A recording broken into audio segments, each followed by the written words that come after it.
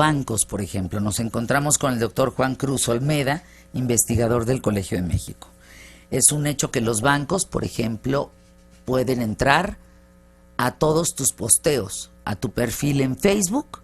Estoy hablando de dos redes básicas como Facebook, Twitter, que ya no tienen el impacto. Por ejemplo, en México hay 51 millones de mexicanos que tienen cuenta en Twitter. Activos hay 37 millones aproximadamente. Pero ese banco, esa institución, puede entrar, revisar tu perfil, tus posteos y decidir que tú entras en el grupo de las personas que son non gratas para un crédito. O lo contrario, decidir que tú eres una de las personas que eres, por supuesto, candidata a un crédito. Pregunta, doctor, si yo no quiero que utilicen esa información, ¿no tengo absolutamente nada que hacer? En el caso particular de Twitter, la información es pública, ¿no? Queda claro. Y esto aparece en los famosos términos y condiciones que uno tiene que firmar y que uno nunca lee, obviamente, cuando, digamos, saca una cuenta en estas redes sociales, ¿no?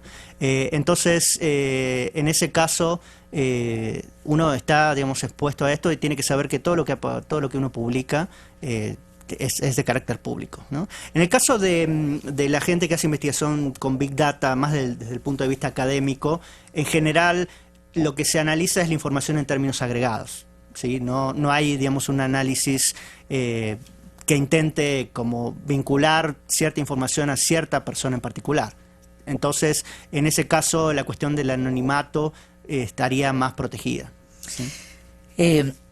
Hay muchos candados, digamos, muchos antivirus, que yo digo antihackeo, ¿no? Ya el virus es lo de menos, ya el bicho que entre, creo que ya es lo de... Ya la cookie que llegue, pues ya quién sabe.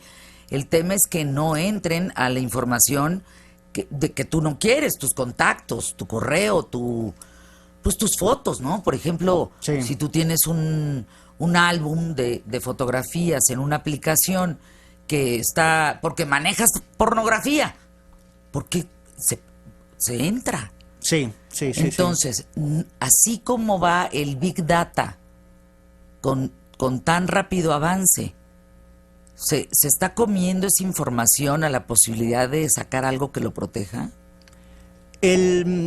A ver, el tema del Big Data está, digamos, para que quede claro, no necesariamente está relacionado con el tema ni con el tema del hackeo, ni con el tema de invadir la privacidad de las personas, ¿sí? Lo que el Big Data o esta revolución del Big Data simplemente está sacando provecho es de toda esta información que se genera, pero sin, como dije antes, intentar usar esta información en detrimento de las personas o personas en particular, ¿sí? Entonces lo que interesa en este caso es la información agregada y cómo esa información en términos generales nos puede dar, como dije antes, algunas pistas para entender cómo se comporta la gente y que esta información también sirva para, digamos, no solamente para entender esta cuestión, sino para proponer, por ejemplo, políticas públicas que puedan dar cuenta mejor de ciertas demandas de la ciudadanía o que puedan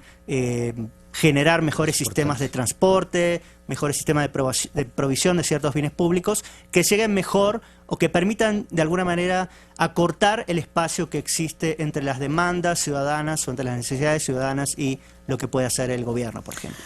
Ahora, ¿qué casos has visto, doctor, que funcionan? ¿En qué casos has trabajado con esta Big Data para entender determinados resultados que a los mexicanos nos importan?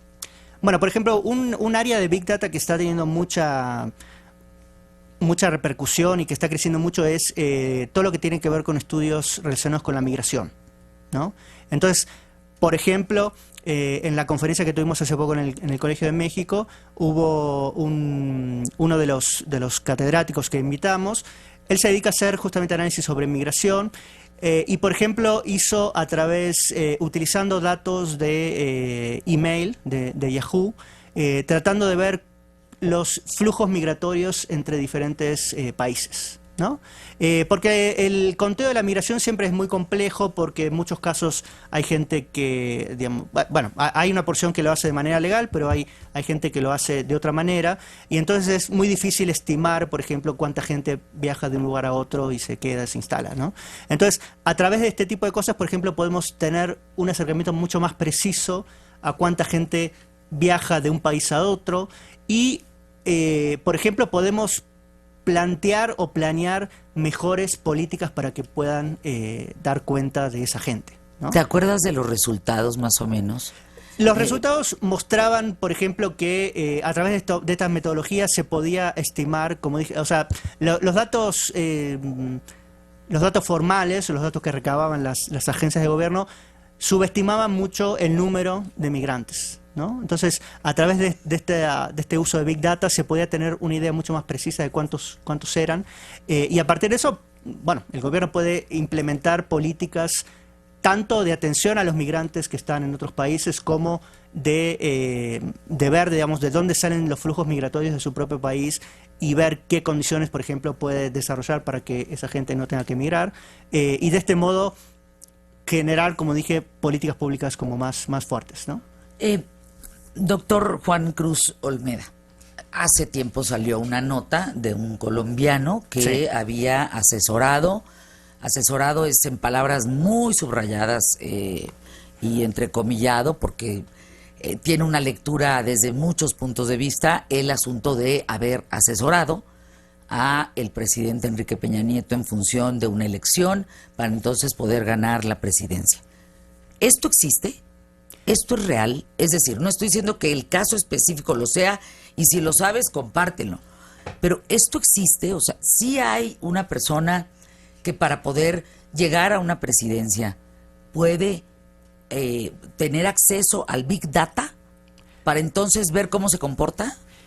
Sí, a ver, nuevamente, hay que diferenciar el tema del Big Data del hackeo, ¿no? En este caso, alguna de las cuestiones que mencionaba esta persona es que se hacía intervención de teléfonos, de los correos electrónicos, esos son acciones ilegales, ¿no? Eso y no tiene que lo estar hace. castigada. Exacto. Exactamente.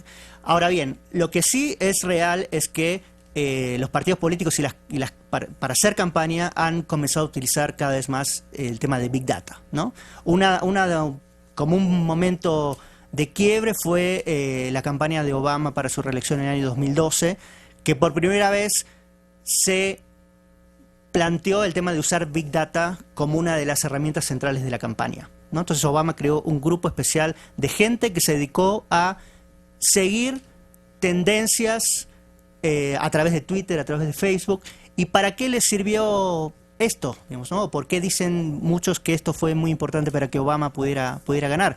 Porque a partir de esto puede un partido político o un grupo que está haciendo campaña para un partido político puede identificar demandas particulares de ciertos sectores de la población, ¿sí? Qué está pasando en ciertos lugares en los que el candidato va a ir. Y entonces esto le permite desarrollar al candidato mensajes especialmente dirigidos a una comunidad en particular o a una persona en particular, ¿no? Supongamos que yo soy una persona que está muy preocupada porque en la esquina de mi casa no hay un semáforo y entonces posteo en Twitter esta preocupación y demás, y de golpe a los 3 días recibo un mail de un candidato que me dice: yo sé que usted está muy preocupado por este tema y le prometo que voy a hacer todo lo posible, ¿no? O sea, obviamente yo me voy a quedar, digamos, muy sorprendido y voy a ver a este candidato con cierta simpatía, ¿no? Entonces, este es como el uso, si se quiere, legal y dentro de los ámbitos, digamos, formales que están empezando a hacer los partidos políticos sobre el tema del Big Data. Ahora, hay una estadística del 92% de los empresarios, estamos hablando, entiendo, es México, están, digamos, muy interesados en el Big Data para poder tomar mejores decisiones. La mayor parte de esos empleados venden productos, servicios. Entonces, bueno, podría encaminar su marca o su producto o servicio hacia donde deseen con mejores resultados. Cuando tú dices el 92%, es que entonces ya no nos vamos a salvar. Es decir, ya es algo que o incrustamos en nuestra cotidianeidad o lo incrustamos porque pues esto ya no puede estar abajo del tapete, ¿no? Sí, las empresas han comenzado a usar Big Data, en particular las que tienen presencia en Internet desde hace tiempo, ¿no? Digo, cualquiera que esté familiarizado con el uso de Facebook sabe que le aparecen avisos, le aparecen recomendaciones de gente a la cual se puede hacer amigo, etcétera, etcétera. Todo esto tiene que ver con la recolección de información que hace la empresa Facebook, la utilización de algoritmos para saber qué tipo de aviso me puede interesar a mí, qué tipo de servicio Sí, que me puede buscaste ofrecer. tú. Exactamente. Que no busqué yo. Exactamente. Entonces a ti te va a llegar sacos y a mí me van a llegar aretes. Exactamente. Entonces lo que permite eso es una estrategia de marketing muy dirigida y muy cercana a las necesidades o a los intereses de los usuarios, ¿no? Lo mismo pasa, por ejemplo, con Amazon, ¿no? Digamos, cuando uno compra algo siempre le aparece la recomendación de qué otra cosa puede comprar, y en muchos casos son efectivas estas estrategias, ¿no? Entonces, bueno, una de las cuestiones que queda por todavía obviamente en el tapete y que es un tema que se está discutiendo mucho es esto que hablamos al principio, del tema de la privacidad, hasta qué punto de toda la información que yo comparto, por ejemplo, en las redes sociales, cualquiera la puede usar para acercarse a mí, pero bueno, digamos, eso es un tema que se está discutiendo mucho. ¿Tú qué opinas? Tú como persona, como un hombre estudiado, un hombre que hoy es investigador del tema en el Colegio de México, una instancia seria, no estamos jugando ni mucho menos, es el Colegio de México. ¿Qué piensas?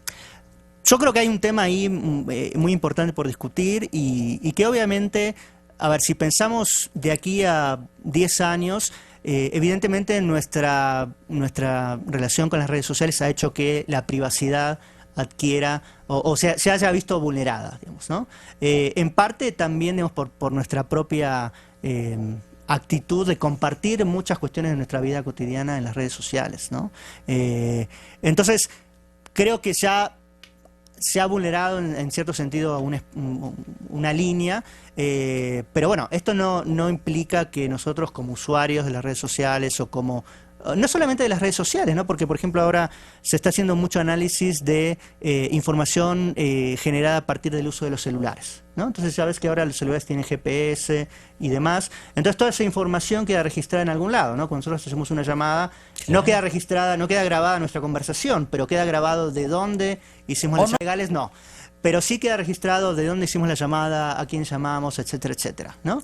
Y se ha estado ya comenzando a hacer investigación sobre, a partir de esos datos, sobre el comportamiento, por ejemplo, de los consumidores, cómo nos movemos en la ciudad, etcétera, etcétera, ¿no? Entonces, evidentemente, bueno, saber que uno con su celular está siendo todo el tiempo seguido, si se quiere, entre comillas, plantea algo que a uno, digamos, lo hace ponerse a veces, digamos, con un poco... sí, digamos, ¿no? Como tener ciertos resquemores, ¿no? Vamos a una pausa.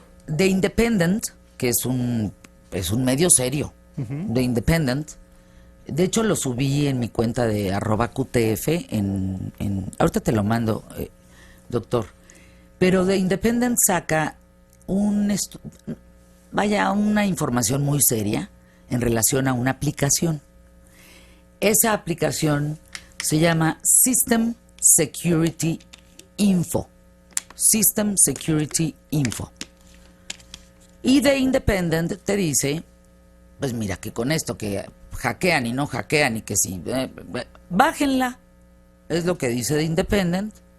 Y entonces pues me di a la tarea, me acerco al doctor, me di a la tarea de bajarla. Es este icono, ¿de acuerdo? Y entonces este System Security Info, tú lo abres y va registrando, va leyendo, hay un overview de tus datos y al final de la información te pone no jailbreak found o no anomaly detected. Si todo aparece en verde, estás del otro lado y nada ha pasado. Pero resulta que después de esto que lanza el Independent, la gente se da cuenta que está en rojo.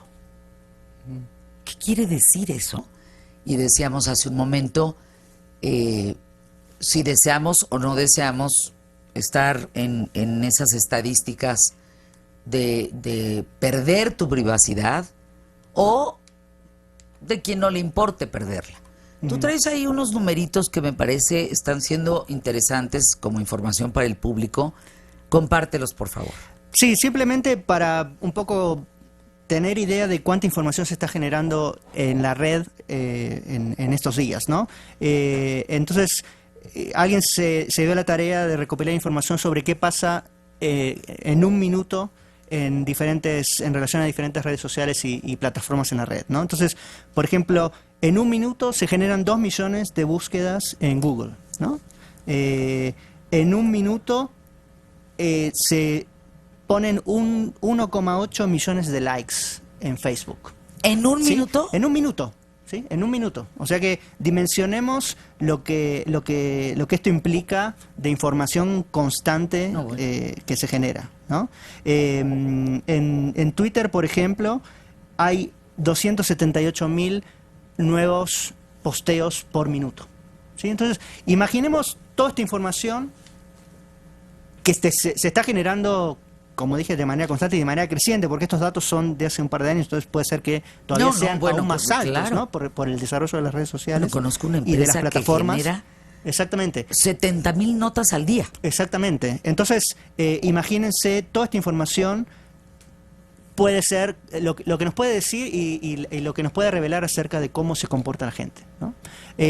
Con respecto a Google en particular, a las búsquedas de Google, un tema interesante y que surgió también en la conferencia es que parece estar ya, no diría 100% comprobado, pero parece ser muy, muy claro que las búsquedas que hace la gente en Google tienen mucho que ver con lo que está pasando en su entorno, ¿no? Entonces, analizar las búsquedas que hace la gente en Google nos puede servir, por ejemplo, para identificar ciertos fenómenos, ¿no? Entonces, supongamos, por ejemplo, la epidemia de Zika, ¿no?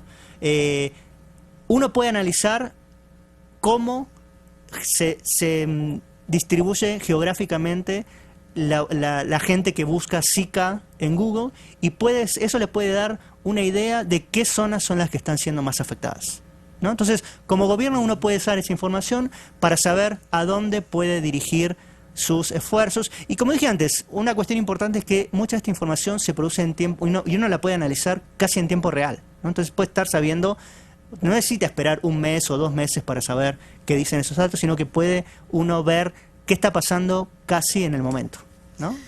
¿No te aterra? Sí. Perdón, ¿no les aterra de verdad suena un poquito esta información? A veces suena un poquito aterrador, pero bueno, digamos, eso se puede... Depende si esta información se usa para el bien o para el mal, ¿no? Tenemos que intentar generar las condiciones para que esto se pueda usar solo para el bien, ¿no? Con respecto a la privacidad, una cuestión que por ahí, digamos, vale la pena aclarar es que en la mayoría de estas redes sociales como Facebook, Twitter y demás, uno puede establecer, digamos, cuál es el nivel de publicidad que le quiere dar a sus mensajes, ¿no? Pero bueno, digamos, el límite siempre puede ser vulnerado y sabemos por lo que vivimos cotidianamente que en general todo lo que uno pone en estos sitios es que ya no es tuyo, puede terminar en un lugar que uno no se imagina, ¿no? Sí, ya no es tuyo, ese es el tema, ¿no? Ese es el reto. Sí. Yo te agradezco, doctor Juan Cruz Olmeda. ¿Vendrá algún evento en relación al Big Data para que podamos acudir quienes estén interesados? Ya hay áreas específicas dentro de las empresas que tienen el tema del Big Data y si no lo tienen, pónganlo porque ya van tarde. Sí, nosotros acabamos de organizar hace poquito en el Colegio de México una conferencia el 29 de abril pasado en la que tuvimos gente de la academia, gente de las empresas, gente de los organismos públicos y con esta conferencia de alguna manera lo que estamos inaugurando un área de investigación que queremos fortalecer y desarrollar dentro del Colegio de México y esperamos tener conferencias más específicas sobre ciertos temas en particular acerca de cómo se usa Big Data. Entonces para septiembre, octubre estamos programando una para ver cómo esto se puede utilizar para entender el crimen, ¿sí? Y a partir de eso cómo poder desarrollar políticas públicas que sean más eficientes para combatir el crimen, ¿no? Pues te agradezco. No, es que es un gran tema. Exactamente. Entonces, en su momento les haremos llegar la información para que la gente pueda acudir. ¿Ustedes se imaginan que de las carreras más importantes que hoy se estudian, en 10 años van a estar caducas. ¿Saben qué? A mí me entra un ataque de risa, como entre nervio y angustia, decir, ¿cómo? Esas 10 carreras que hoy van a significar los próximos 4 o 5 años de quien las va a empezar a estudiar. Y en 10 ya no van a ser las meras petateras. O sea, ya van a existir otras que ni siquiera imaginamos. ¡Oh! ¡Ay! Pensar que ese CD donde tú tienes tu información, tus fotos, que te fascinan tus fotos, como tu video, tiene 10 años de caducidad. O sea, se va a borrar. Vas a perder esa información. No hay conciencia. No hay conciencia de lo pronto, doctor. Sí, exactamente. Y como sabemos, la tecnología va avanzando a pasos gigantados y lo que hoy nos parece nuevo dentro de 5 años, por ahí 5 años ya es a largo plazo, ¿no? Dentro de 2 años ya está siendo suplantado por otra cosa, ¿no? Muchas gracias por estar aquí.